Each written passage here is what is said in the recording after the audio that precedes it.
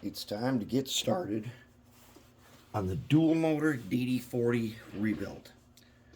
And okay, so if you're just looking at this now and haven't looked at anything previously, we've got two DD40 dual motors, very late edition. And what we're going to do is we're going to remotor them, and then we're going to put in a Digitrax DH126D decoder that handles both motors, one decoder. So first up, let's go ahead and go through the disassembly procedure. And I went over this in a video that's not in this series, but so we have it facing forward. All right, and when we say we're facing forward, that means front end points to the right. On our track over here, the rail closest to us, also, if we're facing front, it would be the right rail. That's the red wire.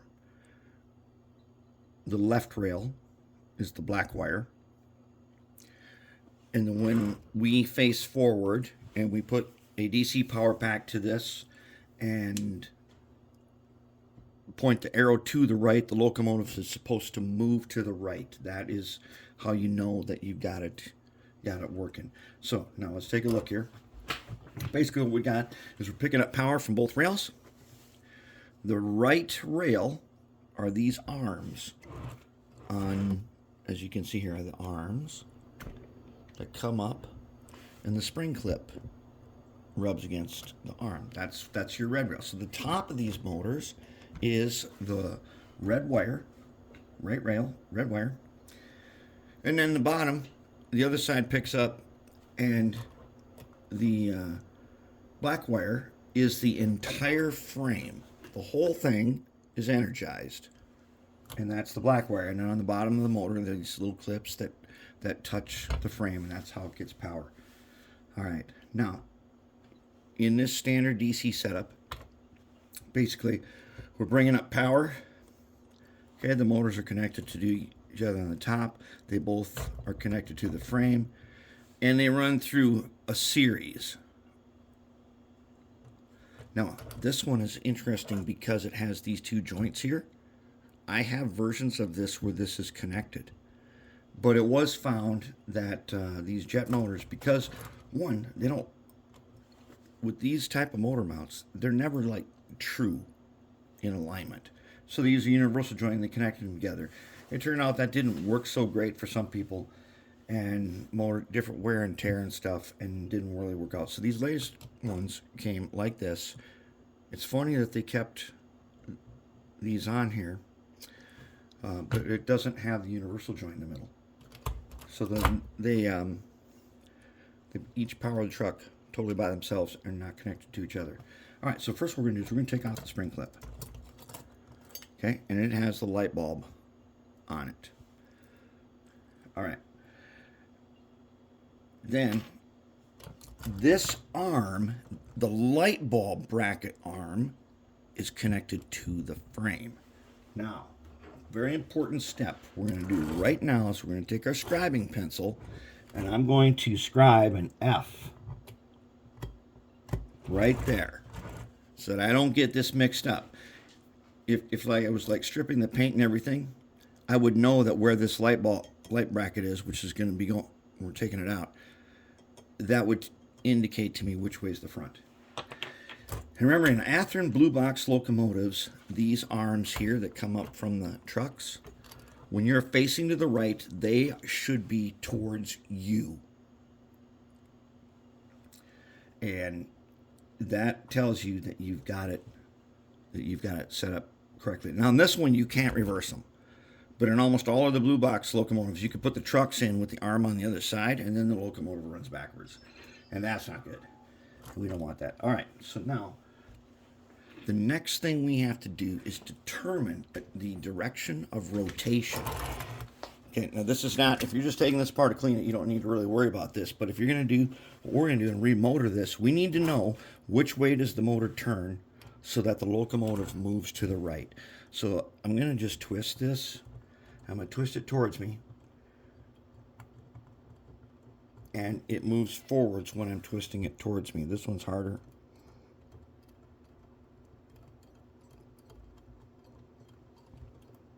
Yep. So I can see the wheels moving. That means when we put in our massive power plant here, with these two 266 face ripper motors, when this is in here, both motors must turn towards me to get this thing to move in the forward direction as if it was set up for DC.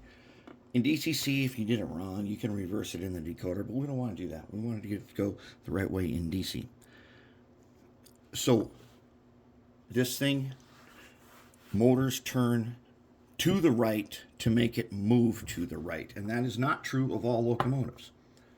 Some locomotives have different gearing, especially between their 6 and 4 axle versions. One turns one way, one turns the other way. That's just kind of how it is.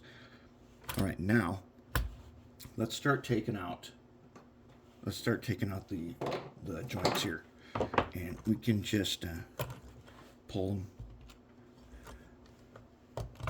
them off. This one's a little trickier. We can pull him. Okay, let's pull this guy. All right, there we go. Now what we're going to do is we're going to take a pliers.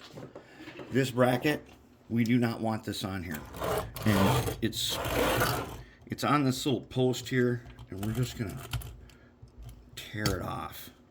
We don't want that on there. But now, as you can see, there's a little dot there, a little nub. That's where the cab is. So if you forget which way is which, that indicates that that's where the cab goes. Okay, now we've got a little tricky part here that I'm going to show you. Here is the housing for the worm gear on the DD40, and this is one of the things you should remember. This system goes way back to the 60s. The DD40 even into the, I don't remember when they finally stopped making these, but this is the ancient system that's 2 parts. They never replaced this with anything more modern. And you got to be real careful, because these tabs here that this is clipped onto, don't use your screwdriver on it. Take your 17 blade, flip it so that the side of it is underneath it. And let's zoom in a little more. Okay, take it under here and get it under started, and then get it all the way under both of them with its side and give it a twist. There we go. Don't lose the thrust washer that's in there. Yep, it's still there. And then the truck comes out. Okay. If you don't use a screwdriver doing this, actually the truck comes out without taking out the worm. Don't use a screwdriver doing this, because these tabs right here, they will break off. Especially if it's a really old one. They become brittle and they will break off. And you don't want that, because then they're really hard to get back on. Alright, so there we got our trucks.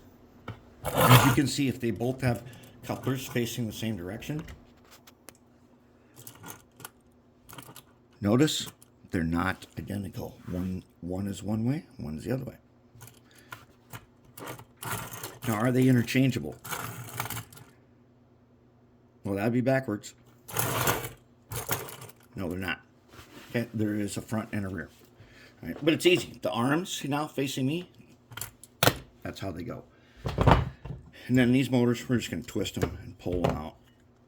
If they're dry rotted, you're going to take a punch and you're going to punch out. You're going to punch out that guy, which looks like what we're going to do here. I'm going to take a punch. If you're going to reuse those, remember my trick about putting chapstick on them first. Oh, that's too big. You put chapstick on those when you put them back in. Okay, because these will get dry rotted and they get all crappy. Sometimes you replace them. This one's close, but it's still flexible. If we were going to reuse those, but even better is beeswax. Chapstick has got a little petroleum jelly, which I haven't found a problem with yet, even over years. But beeswax for sure.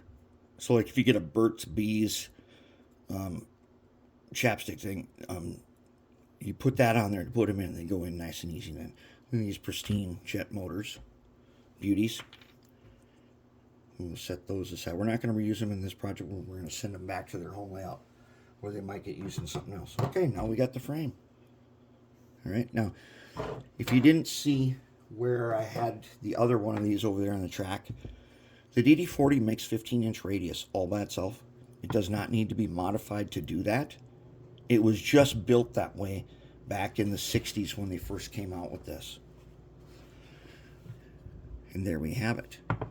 So our plan then is we're going to go like this, and we're going to shim these guys up to the right height using lead so that we add some weight, because these motors are just ridiculously overpowered.